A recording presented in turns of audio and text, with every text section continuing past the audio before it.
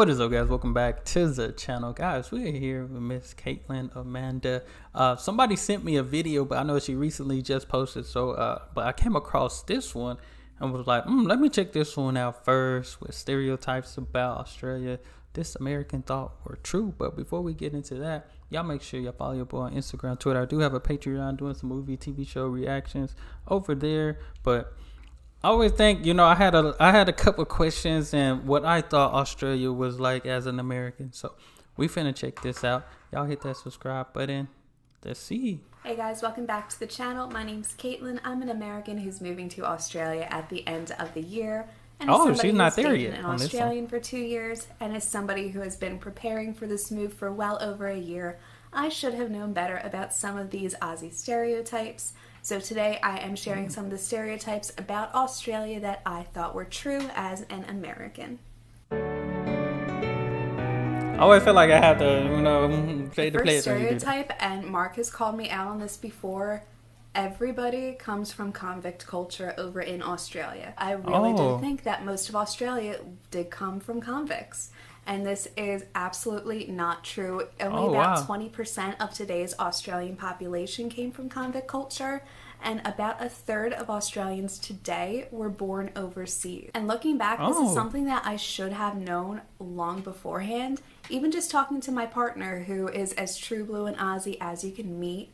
His family came over in the early 1900s, and they came from Spain. They didn't come from convict culture back in the 19th century. So, yeah, because I mean, I've heard about convict culture, and that's just because, just looking up a different, I guess, history. I think the Geography Now Australia video kind of gave me a little bit, but before I watched, I didn't know that. I didn't know that because we didn't talk about Australia much at all in school, if any.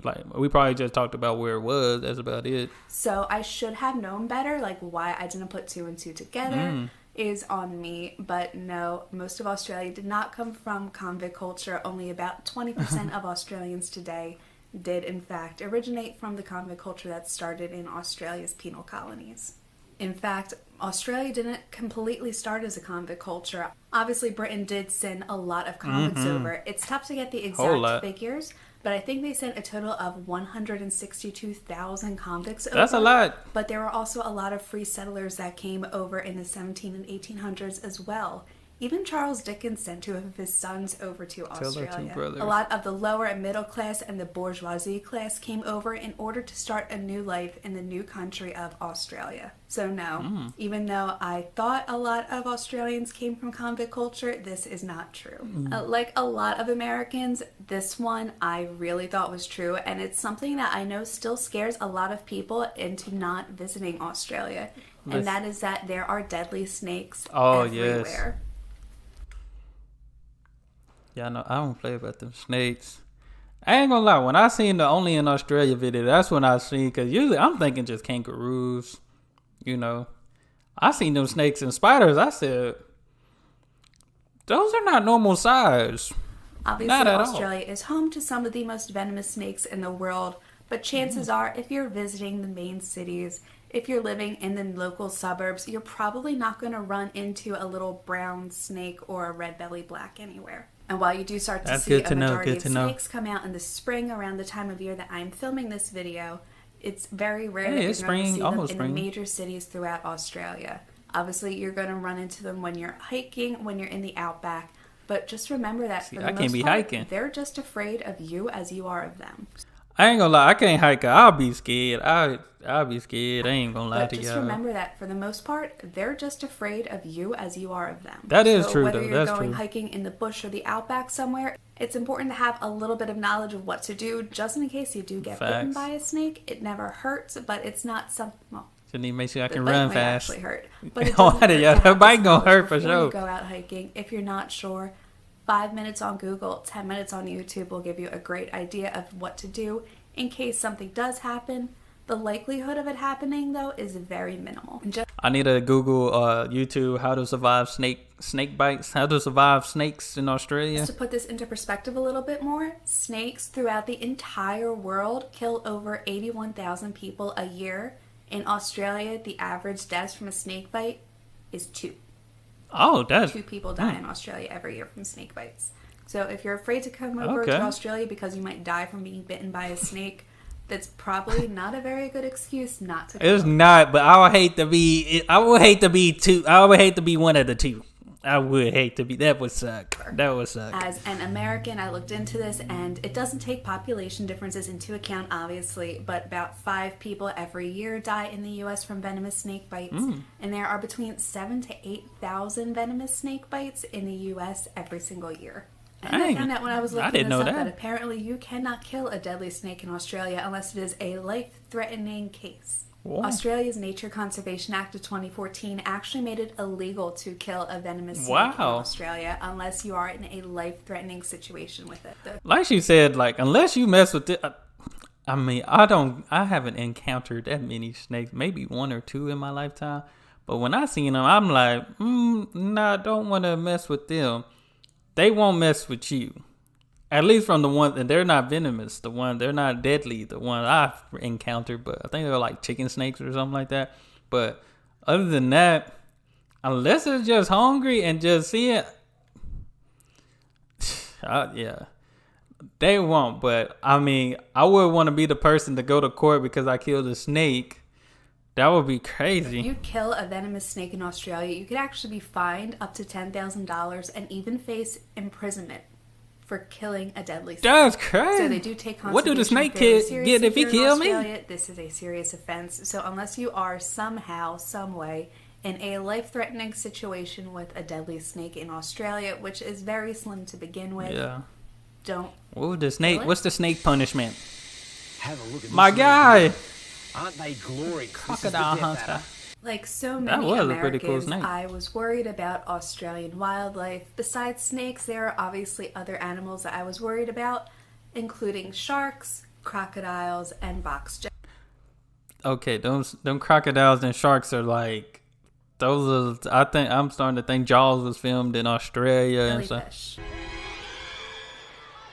Hey, and that's Jaws right here. Oh no. That's me. I would have did the same thing. I can't get in there, but I can tell y'all get out. I would have. Wait a minute. Nah, I ain't going in there. Y'all get out. Y'all gonna have to move a little faster. Many of these in Australia, however, are very, very slim. In fact, you're more than twice as likely to die in a riptide as you are from shark attacks, croc attacks, and box jellyfish stings, all combined. U.S. and Australia actually have the highest number of shark attacks anywhere in the world. In 2019, there were 33 shark attacks in the U.S., 3 of which were fatal. And surprisingly, there were 18 shark attacks in Australia, but 6 of them were fatal. Crocodiles kill on average 1 to 2 people a year in Australia, whereas alligators in the U.S. kill an average of about 1 person a year. And the Australian box jellyfish kills an average of less than 1 person a year, but riptides kill an average of 21 people a year in Australia. So you are twice as likely to die in a riptide in Australia than you are from any sort of deadly water animal in Australia. That's interesting. So being afraid of going into the water for something like a shark or a crocodile probably doesn't make a lot of sense. Obviously, you want to check the areas where you're going swimming to see if there are any signs. You probably don't want to be going to a beach that is completely empty if you are a tourist. You want to make sure that you know the areas that you're going to, that you're going to the areas with other people as well. And obviously, if you're going to a popular beach, swim between the flags. Like, it's not that hard, guys. If you guys are like... She right, because I know in Florida, we visit Florida. We go to the beach in Florida, and there's a certain...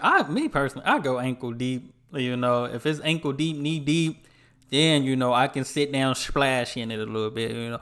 But them sharks are getting close to shore these days. So I think those numbers may just go up in the U.S. because they looking a little too close, especially when you can see them like you can start seeing them from, you know, they right at the end point place, you know. They getting a little closer, the sharks are. But as she mentioned about like the snakes, if you don't mess with, I don't think sharks would just get you unless you just in their area. I would want to be in a shark way. I know that much. This video so far, please hit the like and subscribe button down below. I post weekly about this process of moving to Australia. and the differences between American and Australian cultures. This next stereotype that I absolutely believed was that most Australians have blonde hair and blue eyes. And I think this is kind of a mix of Hollywood and the Aussies that I met when I was in the States before my first trip to Australia. So obviously we're used to seeing pictures of Crocodile Dundee, of the Hemsworth brothers. There's a lot of pictures of Nicole Kidman with her dyed blonde hair and her gorgeous blue eyes. But a lot of these stereotypes with Australia do seem to perpetuate from Hollywood, particularly the whole Crocodile Dundee era. I don't think anyone's ever really shaken that off. Even with Australia becoming more and more in the Hollywood spotlight, there's still this notion of the Paul Hogan Crocodile Dundee outback. That's not a knife. Not a knife. That's a knife. Like I said earlier, a third of Australians are born overseas. And because it's so ethnically diverse, it's really tough to get statistics on how many blonde hair and brunette and redhead and green-eyed and brown-eyed and gray-eyed people are in Australia. It is so diverse of a country that the stereotype has been completely lost in the last 50 years. Up until the mid-1970s, it was very difficult for anybody outside of a European country to immigrate into Australia through a policy not so nicely known as the White Australia policy. Not the white man's land. When the Federation was founded in 1901. But this drastically changed with the Racial Discrimination Act of 1975, so there was a huge influx of immigrants from other continents as well, particularly Asia and Africa, which added to the ethnic diversity in Australia's country.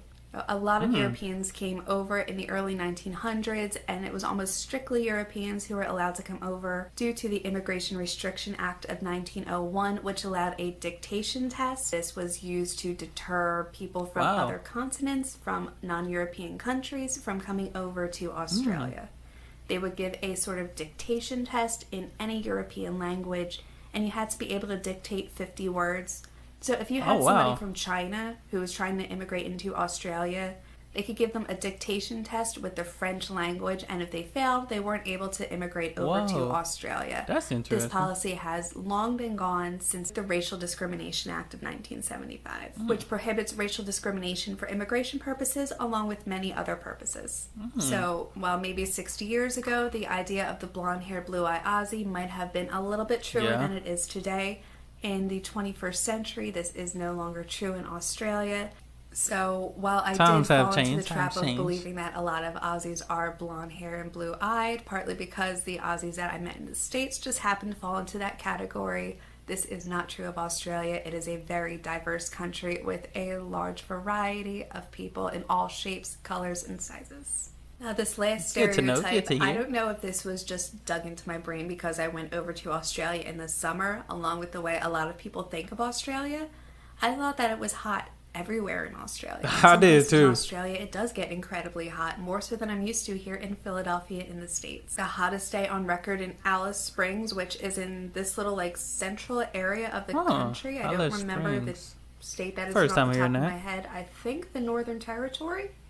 Maybe. The hottest day in Alice Springs actually reached 117 degrees Fahrenheit, which is 47 degrees Celsius. I'm still trying to learn a bit of the metric system, so please bear with me with this. Whereas their coldest day on record actually reached -8 Celsius, which is 18 Fahrenheit. We had one of them days. Ooh, that's too cold. I would have never thought that a place that could get that hot could also get that cold. Sydney actually just had a record-breaking heat wave on Australia Day this year in 2021, where it reached 40.2 degrees Celsius at the Sydney airport, which for my Americans is 104.3 degrees Fahrenheit. Stay in the house weather. That is incredibly hot. Obviously, that would feed into the stereotype of it being hot all the time in Australia. But just like Alice Springs, Sydney has reached -8 degrees Celsius before, which is 18 degrees Fahrenheit, which is below freezing. Cold. There are places where it does snow in Australia. Australia actually has some beautiful places to go skiing and snowboarding. So I think I might have only seen one video of of snowing in Australia. I haven't seen much. Probably because it's summertime there, so most videos I'm watching, I'm looking at I can't wait for wintertime to see down there. Somebody in the northern hemisphere who kind of wants a little bit of a cooler break, a snow break, coming to Australia to go skiing and snowboarding is an absolute possibility. There are gorgeous places here. Australia is known for its beautiful landscapes, and even though I had never really thought of snow as being part of Australia's landscape, it definitely is.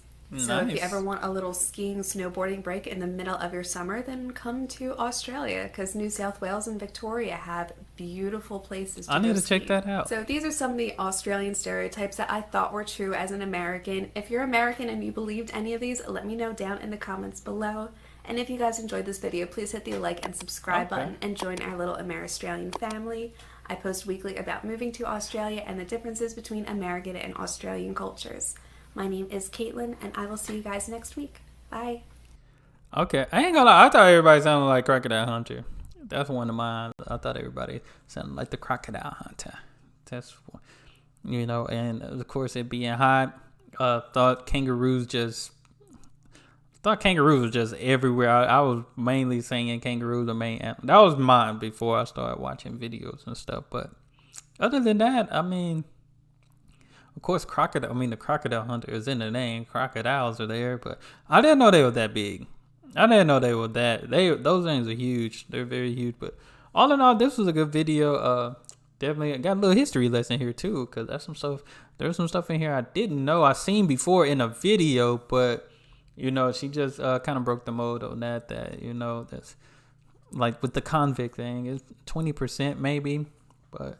All in all, this was still a good video. I appreciate it. Caitlin and Amanda always have some good videos when it comes to Australia. The differences between Australia and America.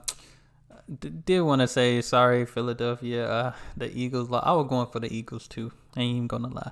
I was going for the Eagles. I like Jalen Hurts. You know, if you see this, Caitlin and Amanda, I was going for the Eagles too. But y'all follow your boy on Instagram, Twitter. I do have a Patreon if y'all want to support your boy even further on there. If you would like to send me some, I have a P.O. box. But other than that, that's all I have. Y'all be blessed, be the best, and be you. I'm out.